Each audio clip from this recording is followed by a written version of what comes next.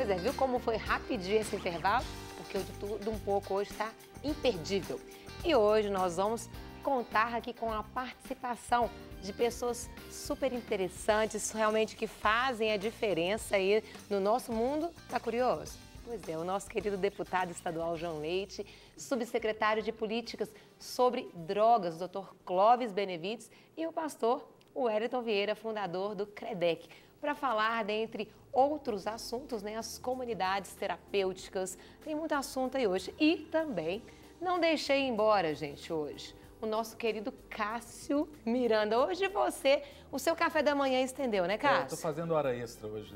Por quê? Porque hoje o tema, do jeitinho que você gosta, ele sempre está aqui nos cafés da manhã, falando sobre o cenário político, trazendo informações, realmente nos enriquecendo em conhecimento. E nada melhor do que você continuar. Acho que se a gente não impedisse você de ir embora, você ia ficar até triste, não ia? Não, com certeza. Eu ia ficar lá da redação. Ele fica aqui conversando e tudo. Imagina uma oportunidade dessa, não ia poder perder essa oportunidade, né, Cássio? O tema é super importante, relevante, né? E aqui, ó, só para dar uma prévia aqui, nós vamos falar sobre segurança, mobilidade urbana, saúde, educação, telefonia móvel, Copa do Mundo e Petrobras. Acho que... Será que dá? Acho que vai ser vários de tudo um pouco, né? Eu acho que a gente podia começar falando um pouquinho da questão da segurança, né, Cássio? O que você pensa? Eu queria trazer a primeira pergunta para vocês, né? Porque é uma pergunta que acaba envolvendo... vou chamar de vocês, tá? Vou chamar de senhores, E detalhe, por favor, até para explicar o você. Cássio Miranda, que vos fala, foi professor do deputado João Leite. Posso contar, Carol, Conta. como que era esse professor? Professor duríssimo de didática na faculdade. Um belo dia ele chega com as provas que tínhamos feito e eu já era deputado. Estava no meu primeiro mandato de deputado e fazendo o curso de História, que era o sonho da minha vida. Ele entra na sala com as provas todas, todo mundo na sala, assim, naquela expectativa dele entregar as provas, e ele faz uma pergunta assim... O que vocês acham dos políticos brasileiros? Nossa, eu quase entrei debaixo da cadeira, porque a sala inteira bateu. São os pianistas, são corruptos, enganam, a sala inteira falando. E o senhor lá. Aí o professor Cássio falou assim, pois é, eu tenho medo. Se vocês forem para lá, vocês vão fazer as mesmas coisas. Por quê, professor? Porque eu estou com as provas de vocês aqui, olha... Infelizmente, perto de 70% da sala colou. Então, eu tenho medo que vocês vão fazer as mesmas coisas. Esse professor era brincadeira? Não era, né? Não. E continua assim, porque você ainda vai ver, ele tem ali uns recortes de jornal que ele vai querer, eu acho que é para lembrar os antigos tempos aí de faculdade, né, Cássio? Eu queria trazer a primeira pergunta nesse sentido, né? Para vocês, né? Aí eu vou deixar aberto quem quiser fazer a primeira colocação. A questão da segurança pública hoje está muito ligada à questão do consumo e do tráfico de drogas. Tem alguns grupos no Brasil que estão querendo a volta até do regime militar, da ditadura, dizendo que naquela época havia mais segurança, porque não havia tráfico de drogas. O que será, e eu quero pensar nessa questão, o que será que acontece hoje com as políticas públicas nacionais, estaduais, que favorecem o tráfico de drogas, o consumo de drogas, que não havia na época, por exemplo, da ditadura? Com você, presidente da comissão.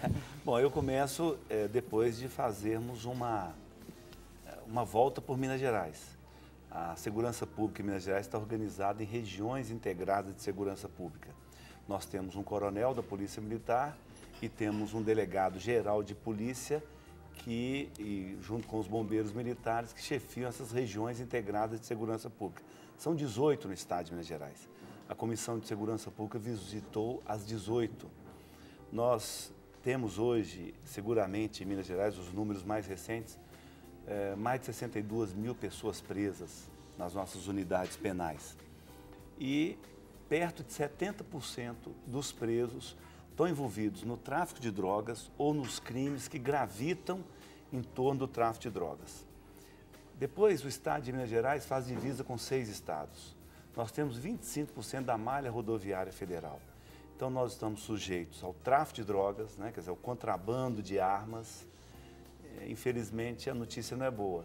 Junto com a droga vem a arma. Elas são irmãs siamesas. Por isso que nós temos tanta morte, homicídio por arma de fogo, nessa luta aí pelo comando do tráfico de drogas. Depois de fazermos isso, e depois nós constituímos também um Fórum Nacional de Comissões de Segurança Pública, eu sou o presidente. Esse fórum, que congrega todos os presidentes de comissão das Assembleias do Brasil, nós fomos à Amazônia, reunimos com o comando do Exército na Amazônia. Nós temos na Amazônia 700 homens do Exército para cuidar de 11 mil quilômetros de fronteira. Então é barco indo e vindo, não tem como segurar a entrada da droga e das armas. Depois fomos ao Mato Grosso, fronteira do Brasil com Bolívia e Paraguai. É dramático, né? Hoje nós temos as mães da fronteira.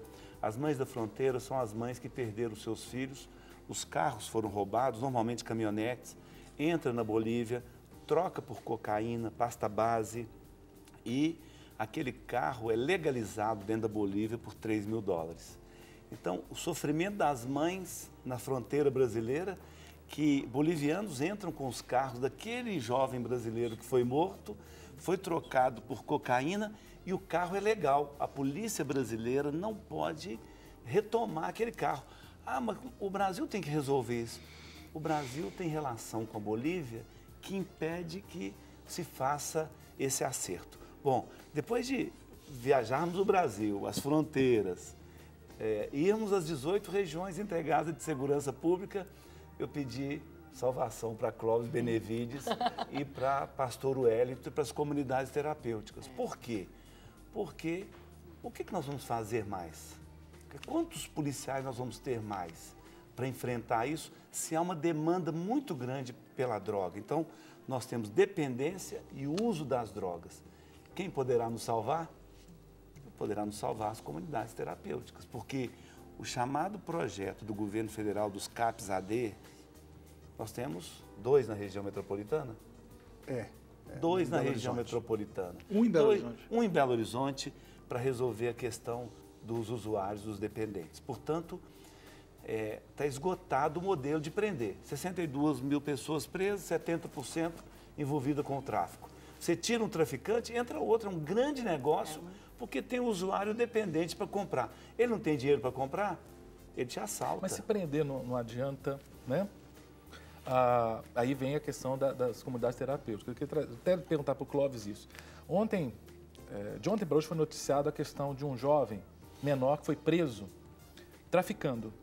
E disse que ele está traficando para conseguir dinheiro para ajudar a mãe que está presa na cadeia, exatamente por estar por corrupção de menores. Então, esse modelo penitenciário, ele não está reeducando, né?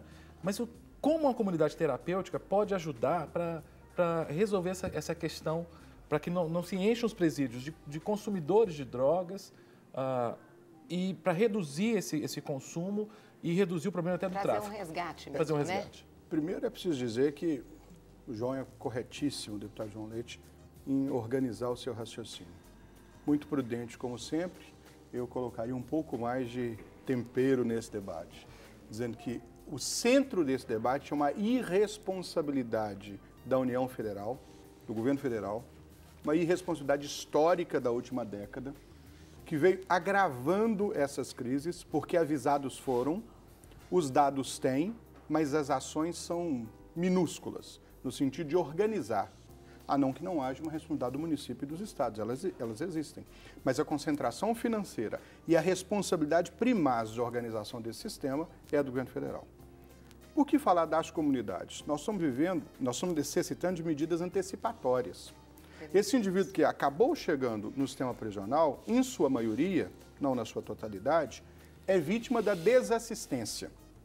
Primeiro episódio de uso, agravamento da crise, dependência.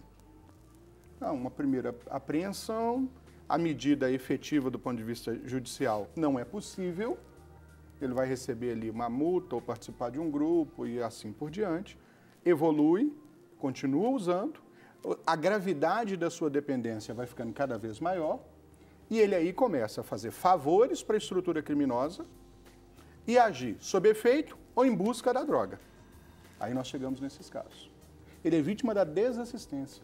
Ele é vítima de um episódio antecipatório que podia estancar aquela regra evolutiva e dizer, acolhe, trata os aspectos em saúde, oferece a proteção social devida e treina esse sujeito, reorganiza as habilidades sociais dele para que ele consiga retomar a vida em sociedade, o que não é fácil. Mas se não é fácil para um egresso de comunidade terapêutica, imaginem para alguém do sistema prisional. Para um indivíduo que passou 3, 4, 5 anos atrás das grades, com uma possibilidade de ressocialização muito pequena, com o comprometimento dos seus valores, porque sobreviver no sistema, às vezes, não é fácil, tão difícil quanto sobreviver na própria sociedade. Clóvis, ontem um drone jogou um pacote de cocaína num presídio em São Paulo, uma coisa absurda. Primeiro, nós estamos falando da estratégia de mercado. Mercado lucro. Impressionante. Então, isso. tecnologia não é problema para a criminalidade. O que eu vejo que é o seguinte, nós do lado de cá, reféns, desorganizados, e as pessoas do lado de lá totalmente organizadas. Eles fazem chegar tudo a todo tempo, em qualquer lugar. Mas é mais do que isso, Wellington. Pega, por exemplo, o João tem essa informação com mais segurança. Investimento do governo federal na ampliação do sistema prisional mineiro. 0. Investimento do governo federal na grande estratégia que são as APACs, um sistema integralmente humanizado e que parece que dá certo. Muita proporção com as comunidades terapêuticas. Nada. Mas por que será? Isso é interessante até porque eu trabalhei na Secretaria de Penitenciária. E a gente tinha esse trabalho com a Pax, que a própria comunidade, ela acaba cuidando das pessoas e isso desafoga um pouco essa questão. Eu considero a PAC uma... Você podia até dizer o que é a PAC, né? Associação de Proteção ao Condenado. É isso que a Carol falou. O juiz da execução penal da comarca, ele se une aos promotores, ao defensor público, às igrejas, às associações da sociedade civil e passam, então, nessa organização, eles cuidam dessa instituição, que seria um lugar para os presos dormirem, mas são os próprios presos que cuidam. Você tem uma fuga praticamente de 5%, muito pouco. A residência é muito pequena também. E o índice de recuperação muito grande, né, João? Muito grande o índice de recuperação. Muitos trabalhos feitos, né, nas APACs. As oficinas, o que eu percebo é que, na verdade, existe uma ação efetiva do terceiro setor em todos os aspectos, tanto na PAC, tanto dentro do sistema prisional, porque a cadeia não recupera ninguém. Né? O Tribunal de Justiça tem um papel importante nisso, com o Dr. Zé Ricardo Veras, que é o coordenador do programa Novos Rumos, do Tribunal de Justiça do Estado de Minas Gerais. A PAC vai muito bem em Minas Gerais. Né? O governo do Estado, eu presidi uma CPI em 97. Uma das orientações que o relatório final da CPI deu foi que Minas Gerais adotasse esse modelo. Mas o Clóvis lembra bem, o governo federal não tem participação nenhuma. E a minha pergunta é essa, por que o governo federal, então, não participa, seja na criação de novos presídios aqui ou no investimento nessas associações? É uma questão ideológica, uma questão política? A questão, ao meu ver, né, vamos falar o terceiro setor, eu vejo que é uma questão política mesmo, não falta de investimento. Nas comunidades terapêuticas mesmo, quem investe em comunidade terapêutica hoje no nosso estado, o governo federal timidamente começou a fazer alguma coisa com o programa CRAC, é possível vencer, que o programa do governo federal é impossível de vencer o CRAC com o que eles colocaram, ou seja, eles não pagam, eles não estruturam, e o governo do estado é que tem realmente feito alguma coisa em prol das comunidades terapêuticas. Mas tem também um tempero ideológico. Há uma relativização muito grave em alguns aspectos. Há uma perfumaria muito significativa. Agora nós vamos lançar o CRAC, é possível vencer 4 bilhões de reais em 3 anos de investimento. Execução 35%, né, de acordo com o site Transparência Brasil. 35% executado. Agora, no dia seguinte, a gente lança um programa de incentivo à indústria com 15 bilhões de incentivos imediatos. A questão ideológica também é um elemento desse processo, sobretudo se a gente avaliar quantos presídios federais Minas tem. O artigo 144 da Constituição Federal diz que a segurança ela é dever de todos, né? Para a própria sociedade. E ali fala um pouco dos crimes. Esse crime do tráfico de drogas, contrabando de armas, é um crime praticamente internacional e que é da alçada da Polícia Federal, do Exército. E o que nós estamos vivendo hoje, e o pastor Wellington pode falar muito melhor do que eu não domino muito o assunto, o Clóvis domina por causa da proximidade histórica dele com o professor Murat. Quando a Polícia Militar de Minas Gerais, por exemplo, prende um químico, que é o cara que pega a pasta base, depois vocês vão explicar como é que ele pega a pasta base, aí a Polícia Militar de Minas Gerais prende o químico, a Justiça o condena e ele vai para uma penitenciária estadual. Minas Gerais não tem penitenciária federal. No Brasil, nós temos 4 penitenciárias federais. Tem 400 presos nessas penitenciárias federais. Se você comparar com Minas Gerais, que tem 62 mil, cada centavo é do tesouro do Estado. Talvez hoje seja perto de 200 milhões por mês que o governo do Estado gasta com presos. Sem contar o adolescente em conflito com a lei, que é mais caro do que o adulto que está preso. Mas eu queria até que o pastor Wellington e o Clóvis explicassem o que é um químico numa unidade penal estadual. O que ele representa? Ele é mais do que o meu professor Cássio na faculdade ensinando. Na verdade, eles vão para a escola do crime, vão para uma bomba relógio. 24 horas o químico vai ensinar, fala assim, olha, eu vou ensinar uma aula prática para vocês, como vocês fazem o desdobramento. E vocês vão sair daqui expert em pegar a pasta base e transformar no crack. Então, senta ali dentro de uma cela que tem 50, nada mais, que quanto mais melhor, e aí você vai sair com, na hora que formar, chegou o alvará lá, de soltura, saiu 50 para a rua, pronto para poder distribuir crack. Eu vou dizer, as conexões, primeiro é uma questão de mercado. Então, se chegou um químico, que a sua atividade não era uma atividade suja ou vista pela sociedade como uma atividade inadequada, ele vai se encontrar com um cara que vai ensinar a malandragem, a articulação. Funciona mais ou menos assim, você coopta assim, ocupa o território dessa forma e assim vai. E vai transferir para esses indivíduos informações que vão dar rentabilidade à sua prática delituosa. E uma outra coisa, por exemplo, a Polícia Federal proibiu alguns produtos, né? E aí o que acontece? Eles mudaram a composição, ou seja, o químico tem outra composição, hoje a composição que eles estão fazendo o desdobramento da pasta base é os mesmos produtos que se utilizam nos Estados Unidos, por isso hoje as pessoas têm se tornado mais viciadas, mais rápido para o uso de crack, então as coisas vão ficando tudo mais graves e não há realmente uma estrutura para poder tratar essas pessoas. Tem um dado importante aí que a gente tem que colocar. Por que as comunidades terapêuticas são importantes? Porque nós temos 400 comunidades terapêuticas aproximadamente, e temos um CAPS-AD em Belo Horizonte e 19 no estado. Eu costumo falar que Belo Horizonte, viu, João? Você tocou em Belo Horizonte não tem nem problema com droga, porque eles tratam a base de água. Eles vão ali debaixo da Cracolândia e jogam água no pessoal para eles irem para casa. Então, não tem política pública em Belo Horizonte para tratar Agora, desculpa, esse assunto mexe comigo. Não seria melhor, então, fazer como o Uruguai, que o Mujica liberou maconha, ou alguns estados americanos em que a droga é legalizada? Primeiro, nesse debate da descriminalização ou da legalização, eu faço com muita tranquilidade. Eu sou a favor de qualquer processo de despenalização de conduta de uso. Agora, isso é diferente de legalizar porte, plantio, tráfico e questões nesse sentido.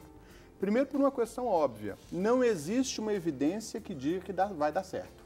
Não existe uma fórmula operacional. Ah, Uruguai, tá bom, bacana, vamos comparar o Uruguai com o Brasil. No máximo com a região metropolitana de Belo Horizonte, em matéria de densidade populacional. Haja visto que foi aprovado, mas 68% da população lá é contra. Isso, mas só do ponto de vista de densidade populacional. Não podemos comparar IDH e uma série de outras questões que são relevantes. A Holanda fez no passado também um processo de despenalização. Bacana. Acho que essa melhor comparação é a Holanda, que a Holanda está mais tempo e nós sabemos o que é, né? Amsterdã se tornou o paraíso, né? o foco do turismo. E agora vamos ver como é a situação de Amsterdã hoje. Os usuários são cadastrados, eles têm uma carteirinha. Nos coffee shops é proibida a entrada de estrangeiros. Eles têm que comprar para consumir. E o percentual, a gramatura permitida, vem caindo a cada episódio. E e Amsterdã está hoje fazendo um processo de revitalização, mudando aqueles janelões eróticos para unidades, centros culturais, fazendo uma revitalização. Vai funcionar? Não sei. É possível apenas se nós tivéssemos uma decisão global. O problema da Holanda se tornou um problema social, Cláudio. Sim. Né? Aqueles jovens caídos debaixo da ponte, daqueles canais, não é nem um problema moral mais, aquilo é um problema social. E a gente às vezes fala de Amsterdã, mas a Holanda tem mais cidades que fazem divisa com a Alemanha. Aquilo contaminou a Alemanha de um jeito, né? Eu estive recentemente visitando uns irmãos na Alemanha, o pavor deles chama-se Holanda e a droga que está na Holanda. Então, essa é interessante que o Clóvis colocou em relação ao uso, né? Nós temos que avançar. Sim. Por exemplo, existe o usuário, tá bom, mas ele tem que tratar. Isso. Ele está cometendo um crime.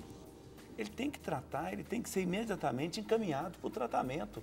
Ou nós vamos suportá-lo nas ruas, com as crianças vendo, os jovens vendo, um crime a céu aberto sendo cometido. Mas vamos pensar João, mais. Eu vejo que, na verdade, vendo os usuários chegando, existe uma sensação de impunidade muito grande na questão do uso de maconha, principalmente na capital, nos lugares, ou seja, banalizou-se, na verdade, porque a polícia prende antes de ele acabar de lavrar o BO ali, o rapaz já está lá na rua fumando outro e o cara fica agarrado lá. Então, assim, acaba banalizando. Orgulho de falar do próprio crime cometido até por essa banalização. Mas eu acho que a educação também está muito relacionada. Eu acho que a gente podia falar um pouquinho sobre isso também. Só para encerrar, o exemplo vedete atualmente, o mais divulgado, não é nem ainda o do Uruguai, não.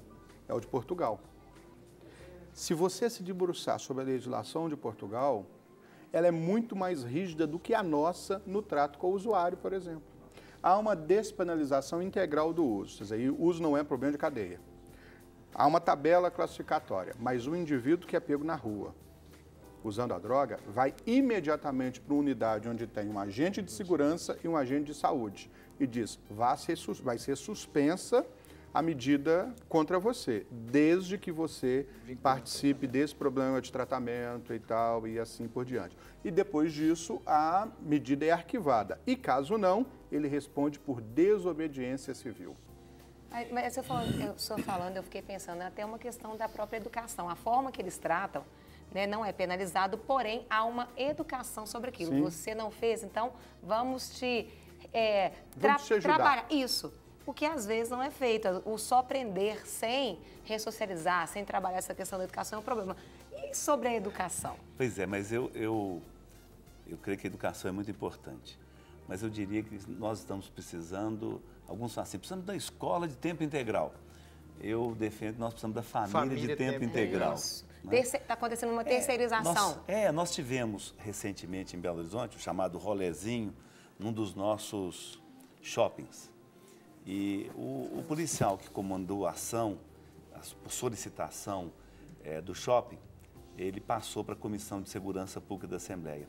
Os policiais militares que abordaram os jovens, 70% da carteira de identidade dos jovens não consta o nome do pai, só o nome da mãe. Então nós vivemos no nosso país uma responsabilidade total em relação à paternidade. Faz-se filhos e eles são abandonados aí no mundo, né? Nós precisamos começar a exigir o nome do pai na vida dessa criança, desse jovem. Tá na internet aí um vídeo de uma apresentadora de televisão perguntando para uma criança, né? O que você mais gosta na escola? Eu não gosto da escola, falou. Mas você não gosta? Eu vou te explicar. Quando você vai na escola e tal, quem que você gosta mais, da professora? Eu gosto da minha casa. Não, na escola, o que você mais gosta? Eu gosto da hora de eu ir para casa, para ficar com minha mãe. Deixou claro. Deixou muito claro isso. Deixou muito claro. A criança deixou muito claro.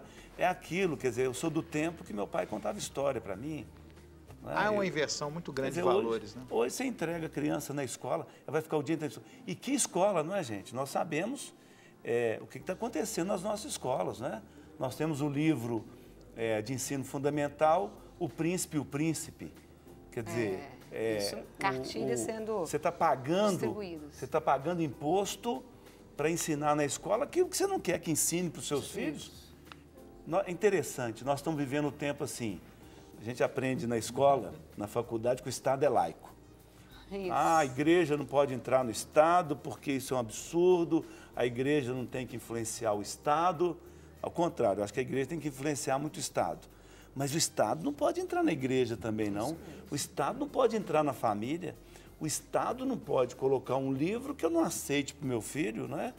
Então, eu defenderia de maneira um pouco assim, nós precisamos da família, nós precisamos proteger as famílias, elas têm que ter força. Há um adoecimento social, sem dúvida disso. E a questão ideológica, é impressionante a desconexão da decisão, às vezes, desse gestor, que resolve qual a quartilha, qual que é o tempero, qual que é o texto que vai estar ali, do sentimento da sociedade, da população.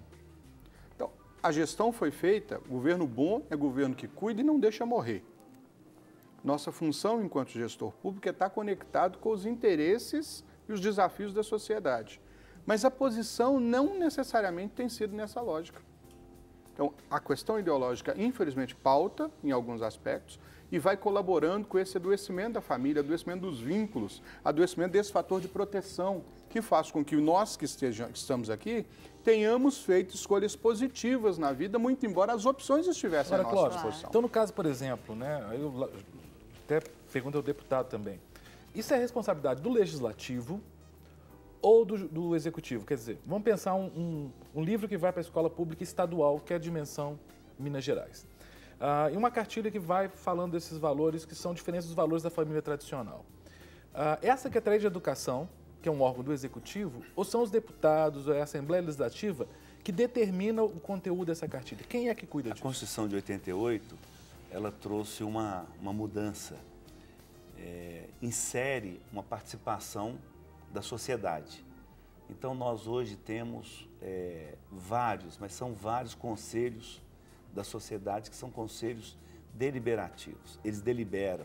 Então, são os conselhos de educação, os conselhos de saúde, os conselhos de assistência social, os conselhos da criança e do adolescente.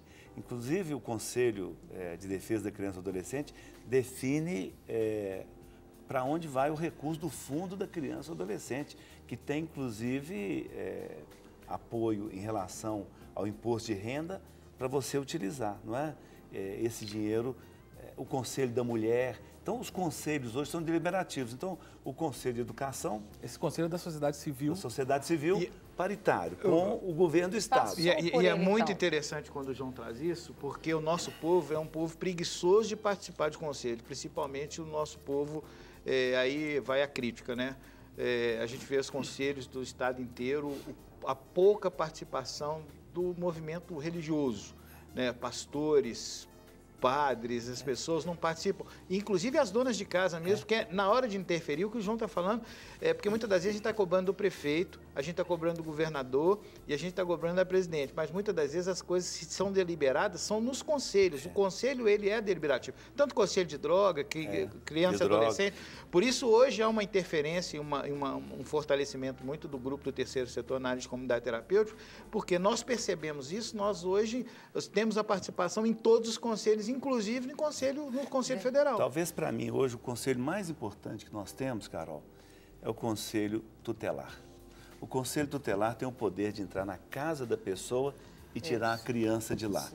Eu enfrentei isso presidindo, por exemplo, a Comissão de Direitos Humanos da Assembleia Legislativa. Um dia entra uma mulher lá, negra, mais de 80 anos, eu sou bisavó, a minha neta perdeu os 2 filhos, mas eu fui lá para pegar meus bisnetos e falaram que não pode me entregar, está lá no abrigo, e os bisnetos falaram comigo, Bisa, me leva, Bisa. Então eu vim aqui nessa comissão reivindicar meu direito. Eu quero meus... Aí um deputado falou, não, você não pode, porque sua neta não tem condição. Eu falei, mas o Estatuto da Criança e do Adolescente diz que primeiro é a relação familiar. Bisavó é família? É família com muita autoridade. Então, vamos ligar para o juiz que ela tem que levar. E a bisavó levou aquela criança. Mas o conselheiro tutelar, muitas vezes, pega uma criança, ao invés de levar para um tio, para a bisavó, leva para um abrigo essa criança. Então, se a gente pudesse ter pessoas que tivessem mesmo vocação familiar, ajudaria muito, porque o futuro dessa criança vai estar comprometido. Então, é um momento para a gente poder estar pensando. E tem uma pergunta, que senão esse telespectador ele não vai ficar satisfeito se o senhor não responder. Pois não. Ele chama Paulo Brito, tem 47 anos, e ele pergunta o seguinte: o que o senhor acha sobre... Houve um programa na televisão, que eu não vou citar o nome, onde ele fez apologia ao uso de drogas. E o próprio apresentador disse que ele havia acabado de fumar maconha antes de entrevistar uma pessoa. Como que o senhor vê isso? Às vezes eu pego muito os exemplos que o Clóvis ele coloca. Isso é crime, não é? Isso é crime. E que o Clóvis está dizendo aqui, há hoje uma ideologia, uma aceitação a essas coisas. Algumas pessoas acham isso até bonito, não é? Gente, isso transmite para os jovens, transmite para as crianças, isso, né, tem que haver. E aí quem que é? Quem que é o protetor da lei? É o promotor de justiça. Nesse caso é o procurador federal. É ele que tem que entrar com uma ação, não é, para que aconteça uma orientação e que seja penalizada essa pessoa. Eu acho o seguinte, com esse telespectador, se nós estamos numa questão séria, primeira coisa que tinha que acontecer hoje pela manhã, o programa dele hoje à noite não ia ao ar, porque é crime, né? Então algumas coisas, seja, solta o rapaz lá, deixou o rapaz preso que roubou a galinha e vai deixar o apresentador que está fazendo apologia à droga continuar fazendo isso. E quantos jovens? Nós que lidamos com o tratamento, sabemos que as drogas listas e a maconha são a porta de entrada de todas as drogas. Eu vi hoje pela manhã falando sobre essas questões, mas o nosso Brasil precisa de levar as coisas mais a sério. Eles estão brincando muito com a vida. Tratamento igual a todos, né? Isso mesmo. Gente, eu quero agradecer, deixar aqui as portas abertas para vocês se tornarem. O tempo foi pequeno para tanta coisa, né? Mas fica o convite, né? E queremos ter vocês aqui novamente, né? Agradecer e dizer, você aí, fique ligadinho, porque nós vamos para um rápido intervalo e logo, logo nós já estamos de volta com o nosso quadro Clínica da Alma.